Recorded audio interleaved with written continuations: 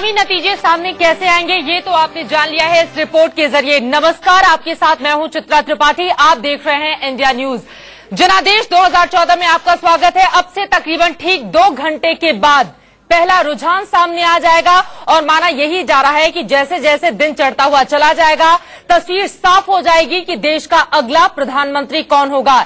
NDA, UPA, third front, सबसे ज्यादा सीटें किसको मिलती हैं, इसी पर सभी की नजर लगी रहने वाली है।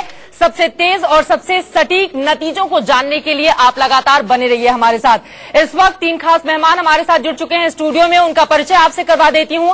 हमारे साथ अनुज गुप्ता जी मौजूद हैं, इसके अलावा हमारे साथ ज्ञानेश्वर जी जुड़ चुके हैं, हमारे साथ अवधेश कुमार जी मौजूद हैं। चलिए सबसे पहले अवधेश जी आपसे ही ले लेती हूं। दिल की धड़कनें तो बढ़ी होंगी इस समय तमाम राजनीतिक दलों की। रात भर किया क्या होगा बड़े नेताओं ने? केवल राजनीतिक नेताओं की ही धड़कनें नहीं बढ़ी होंगी, इस देश की वो सारी जनता जिसने मतदान किया है, जिसकी राजनीति में अभिरुचि है, जो नई सरकार बनाना चाहता है या बनी हुई सरकार को कायम रखना चाहता है, उन सब के को रात में जो है उनको जरा लगातार रात में सपने भी अगर देखे होंगे तो वो चुनाव परिणाम के ही होंगे। और नेताओं में हलचल जो मची है वो तो हमारे सामने ही है। तो सभी को, पूरे देश को और भारत में अभिरुचि रखने वाले दुनिया के सारे देशों को आज के चुनाव परिणाम में अभिरुचि है, क्योंकि ये इतिहास का ऐसा चुनाव है जिसमें सबसे ज्यादा रोमांच, सबसे ज्यादा उत्तेजना, सबसे ज्यादा जनता की अभिरुचि, सबसे ज्यादा जनता का आलोड़न और मतदाताओं को तक सर्वाधिक जनता के पहुंचने का रिकॉर्ड इस चुनाव ने बनाया है। अनेक इतिहास बनाए हैं, इसलिए उम्मीद सब लोगों की यही है कि शायद चुनाव परिणाम भी उसी रूप में ऐतिहासिक होगा। 1984 का रिकॉर्ड टूट गया है जिस तरह से लोगों ने बढ़ चढ़कर वोटिंग में हिस्सा लिया है। और अनुज गुप्ता जी अगर आंकड़ों के जरिए हमें बता सकें कितने लाख ज्यादा मतदाताओं ने इस बार वोटिंग की है, और जो रुझान चूंकि अब से 1 घंटे के बाद 2 घंटे के बाद 8 बजे से मतों की गिनती शुरू हो जाएगी, आने शुरू हो जाएंगे, लेकिन युवा मतदाताओं का मूड आपको क्या समझ में आया है?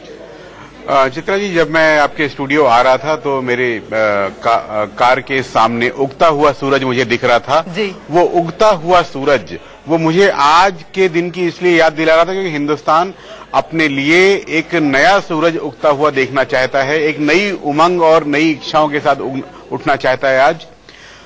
इसी कारण इस लोकसभा चुनाव में ऐतिहासिक मतदान हुआ है।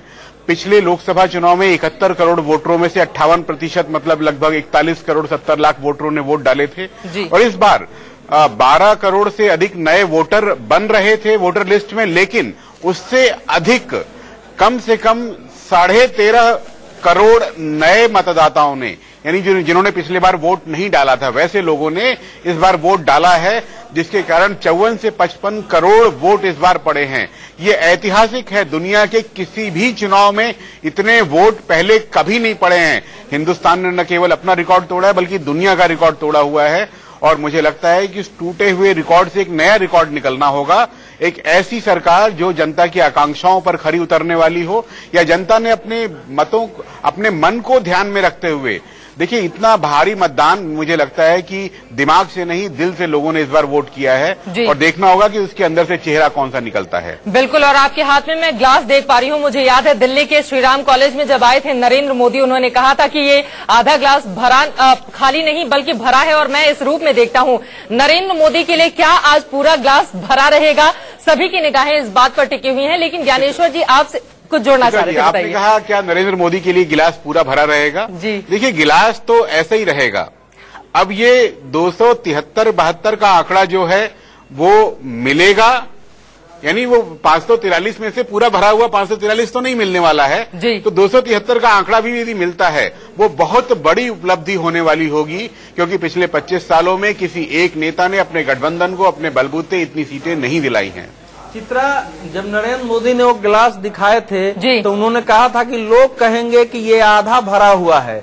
मैं कहता हूं कि ये आधा पानी से भरा है और आधा हवा से भरा है। बिल्कुल, इसलिए जो अनुज जी कह रहे हैं अगर 273 भी आ गया तब भी उनके लिए पूरा गिलास भरा ही होगा। 272 ही तो चाहिए ना उन्हें, 272 आ गया तो पूरा गिलास भरा होगा। हमारे साथ तमाम सहयोगी जुड़ चुके हैं, उनका परिचय आपसे कराऊं। एक छोटा सा कमेंट ले लेती हूं ज्ञानेश्वर जी से। अब चलिए पहले देख लेते हैं। आप देखिए कि देश के अलग अलग हिस्सों से हमारे तमाम संवाददाता इस वक्त हमारे साथ जुड़ चुके हैं। राकेश कुमार सिंह राजनाथ सिंह के घर के ठीक बाहर से मौजूद हैं। जयपुर से श्रीपाल सक्तावत नरेंद्र मोदी के घर के बाहर से रवि शर्मा हमारे साथ जुड़ चुके हैं और आशीष हमारे साथ जुड़े हुए हैं अमृतसर से। सबसे पहले हम नरेंद्र मोदी के घर का ही रुख कर लेते हैं। रवि, जरा बताइए आपके पीछे चल क्या कुछ रहा है। और अभी सुबह सुबह का सन्नाटा होगा वहां पर, लेकिन जैसे जैसे दिन चढ़ेगा माना ये जाए कि क्या गहमा गहमी वहां पर बढ़ जाएगी।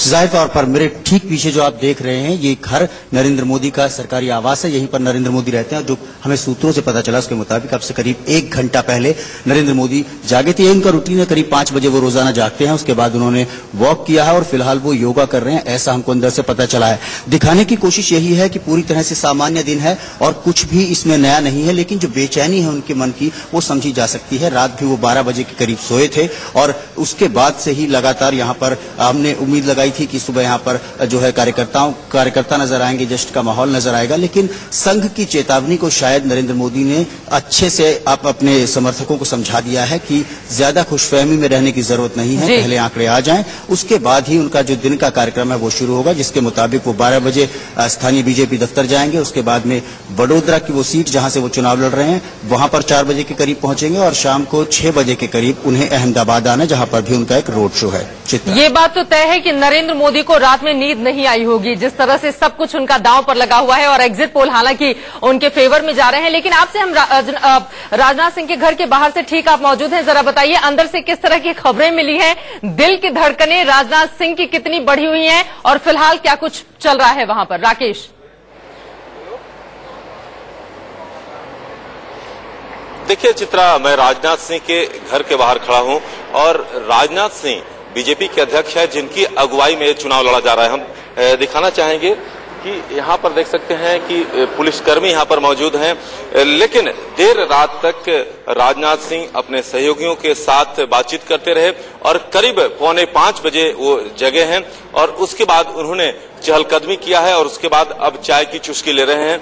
लेकिन यहाँ पर जिस तरह से ईवीएम 8 बजे जब ईवीएम में जब खुलेगा उस समय यहाँ पर चहलकदमी काफी देखने को मिलेगी, लेकिन अभी राजनाथ सिंह जग चुके हैं और अभी चाय की चुस्की ले रहे हैं।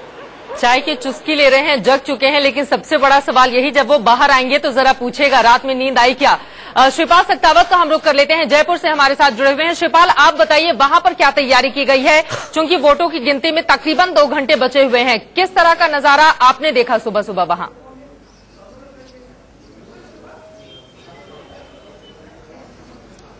चित्रा, यहाँ बीजेपी के दफ्तर में जश्न की तैयारियां पहले से कर ली गई है। सरकार जो कि बीजेपी की सरकार 163 विधायकों के साथ यहाँ पर 80% विधायकों की सीट पर बीजेपी ने कब्जा किया था। बीजेपी को पूरा भरोसा है कि कम से कम 24 सीटें वो यहाँ पर जीतने जा रही है। हालांकि टारगेट 25 यहाँ पर दिया गया था और उसी के लिहाज से यहाँ पर जश्न की तैयारियां की गई है।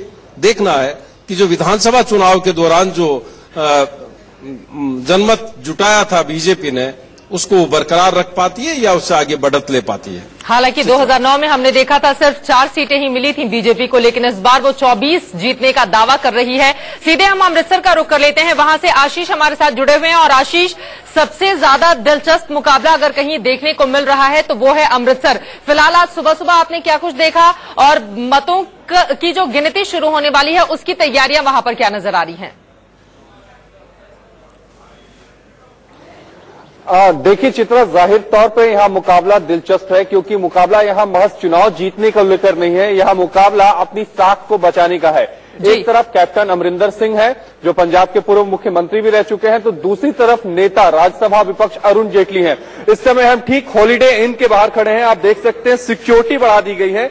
यहाँ पर कैप्टन अमरिंदर सिंह ठहरे हुए हैं। तकरीबन सुबह 5:30 बजे पुलिस की 3 गाड़ियां यहाँ पे आई हुई हैं। तकरीबन मान के चलिए 100 से 150 के करीब जो जवान हैं वो यहाँ पहुंचे हुए हैं। इसके अलावा अरुण जेटली दोपहर में करीब 12 बजे के बाद अमृत सहारा आएंगे। जाहिर तौर पर 8 बजे के बाद पूरे देश की धड़कनें बढ़ेंगी, साथ में जितने भी उम्मीदवार हैं उनकी धड़कनें भी बढ़ना शुरू हो जाएंगी। बिल्कुल, और अब हम सीधे रुख करेंगे कांग्रेस दफ्तर का, जहां पर क्या आज सन्नाटा पसरा रहेगा या फिर वहां पर भी चहल पहल दिखाई देगी। मिथिलेश कुमार सिंह हमारे साथ वहां से जुड़ चुके हैं। मिथिलेश, बड़े बड़े होर्डिंग्स बैनर में तो सिर्फ हाथ का पंजा दिखा दिया गया है, लेकिन फिलहाल इंतजार नतीजों का किया जा रहा है। अपने आसपास किस तरह की तस्वीरें आप देख पा रहे हैं इस वक्त?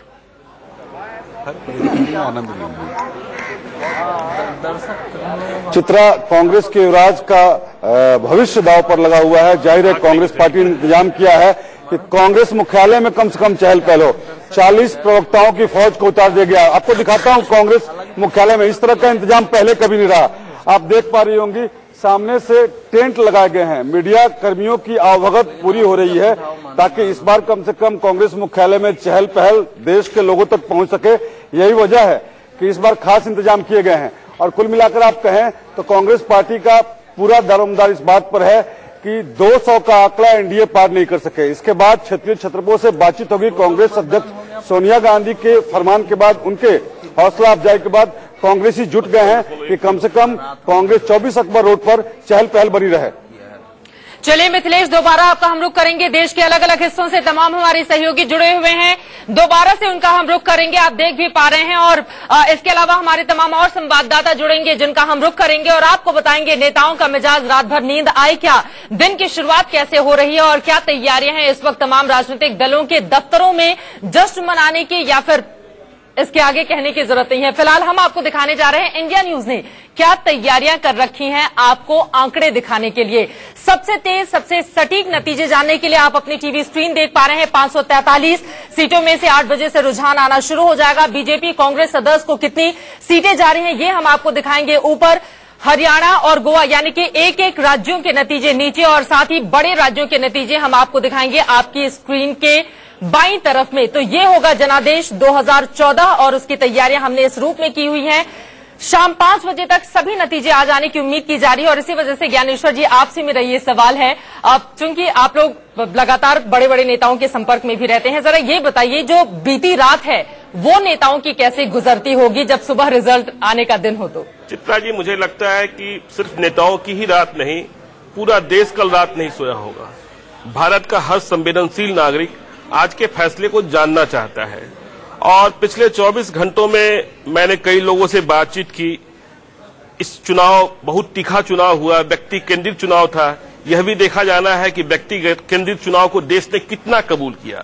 लेकिन भारत का प्रत्येक चुनाव बहुत तीखा चुनाव हुआ, व्यक्ति केंद्रित चुनाव था। यह भी देखा जाना है कि व्यक्ति केंद्रित चुनाव को देश ने कितना कबूल किया।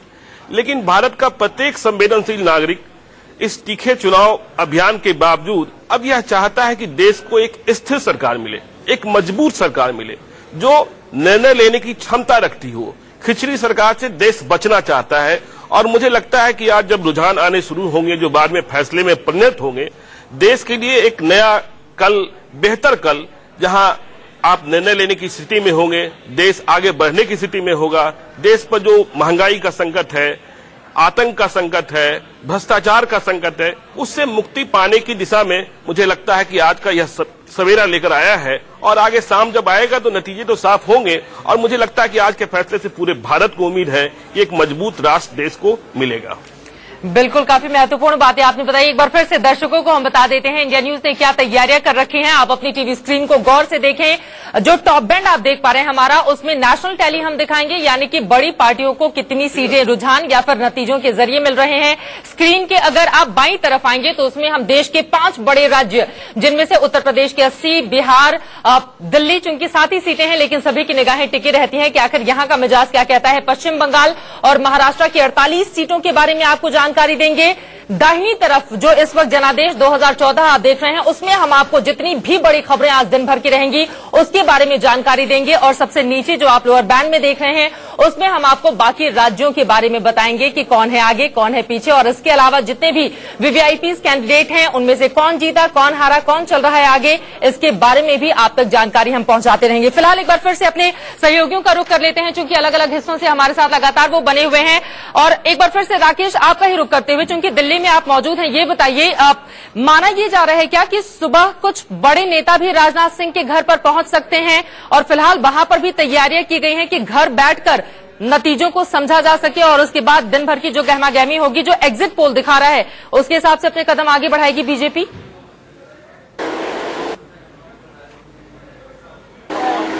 देखिए चित्रा, राजनाथ अभी चाय की चुस्की ले रहे हैं, लेकिन कार्यकर्ता आने यहाँ पर शुरू हो गए हैं। कुछ फूल माला लेकर, कुछ गुलदस्ते लेकर यहाँ पर कार्यकर्ता अभी पहुंचे हैं। लेकिन राजनाथ सिंह यहीं पर जो है पूरी तौर पर जिस तरह से ईवीएम जैसे से खुलेगा, रिजल्ट परिणाम रुझान आने शुरू होंगे, यहीं पर अपने घर पर बैठकर वो रुझान देखेंगे। लेकिन करीब 2 बजे बीजेपी ऑफिस में वो प्रेस कॉन्फ्रेंस करेंगे और प्रेस कॉन्फ्रेंस करने के बाद उन्हें लखनऊ जाने का कार्यक्रम है। चित्रा, लखनऊ जाने का कार्यक्रम है और जाहिर तौर से लखनऊ से ही वो मैदान में है और इसी वजह से जनता का शुक्रिया अगर वो जीते। हालांकि रीता बहुगुणा जोशी कांटे की टक्कर देती हुई राजनाथ सिंह को दिखाई दे रही है। फिलहाल हम सीधे रुख करेंगे गुजरात का। बीजेपी दफ्तर से अभिषेक शर्मा इस वक्त हमारे साथ जुड़ चुके हैं। अभिषेक, अगर अभिषेक टीवी स्क्रीन पर आप आए तो उनसे हम ये सवाल पूछेंगे। अभिषेक, आप बताइए, बीजेपी दफ्तर में इस वक्त गुजरात में क्या कुछ चल रहा है? बिल्कुल चित्रा, सीधे चित्रों जरिए आपको दिखाना चाहूंगा कि इस वक्त हम मौजूद हैं बीजेपी का जो गुजरात का दफ्तर है। यहाँ पर आप जैसे तैयारियां बकायदा पूरी कर ली गई हैं। बड़े बड़े यहाँ पे टीवी स्क्रीन लगाए गए हैं यहाँ पर कि ताकि जब नतीजे आने शुरू हो तो यहाँ पे जो लोग उनके कार्यकर्ता आएंगे वो कम से कम देख सके क्या क्या यहाँ पे अपडेट्स क्या क्या मिल रहे हैं। साथ ही तमाम बड़े नेता जो गुजरात के हैं वह यहाँ पर मौजूद होंगे। थोड़ी देर बाद यहाँ पे सब पहुंचेंगे और भारी संख्या में यहाँ पे कार्यकर्ता लोग आएंगे और तमाम बड़ी तैयारियां यहाँ पे कर ली गई है झंडों से और पूरे कमल से हर जगहों पर पूरे कह सकते हैं इस गुजरात का जो यहाँ का यह स्टेट ऑफिस है इसको पूरा सजा दिया गया है। तो जाहिर सी बात है कि जिस तरह से जो एग्जिट पोल आए हैं उससे बाद से जो उम्मीद है कि पूरी तरह से एकदम यहाँ पर बीजेपी की गवर्नमेंट आने वाली है, एनडीए की गवर्नमेंट आने वाली है। इसकी वजह से खासतौर से गुजरात में जो कि नरेंद्र मोदी का गढ़ है गुजरात, और नरेंद्र मोदी इस वक्त खुद गुजरात में गांधीनगर में मौजूद है। तो जाहिर सी बात है कि यहाँ पर बहुत ज्यादा तैयारियां की गई हैं ताकि नरेंद्र मोदी की अगर अगुवाई में सरकार बनती है और उनको समर्थन मिलता है तो जाहिर सी बात है बहुत ज्यादा उत्साह इस गुजरात में चप्पे चप्पे पर देखने को मिलेगा। चलिए, यानी कि इंतजामात जश्न के वहां पर पूरे कर लिए गए हैं। बीजेपी के हौसले बुलंद हैं। तमाम और सहयोगी हमारे साथ जुड़े हुए हैं, उनके पास भी हम चलेंगे और आपको ये भी बता दें कि गुजरात की अगर खासतौर से हम बात करें तो 26 में से 15 सीटें 2009 में बीजेपी के खाते में गई थी, जबकि 11 कांग्रेस पार्टी के। और इस बार बीजेपी दावा कर रही है कि कम से कम 22 से 25 सीटों के बीच में वो रहेगी गुजरात में। आंकड़े क्या कहते हैं, सबसे पहले सबसे सटीक नतीजे आप तक हम पहुंचाएंगे। इसके लिए खास तैयारियां भी की गई हैं। टीवी स्क्रीन भी आप लगातार देख रहे हैं। कुछ और खास मेहमान हमारे साथ जुड़ चुके हैं, उनका परिचय आपसे करवाएंगे एक छोटे से ब्रेक के बाद। आप कहीं मत जाइएगा, जनादेश 2014 लगातार जारी है।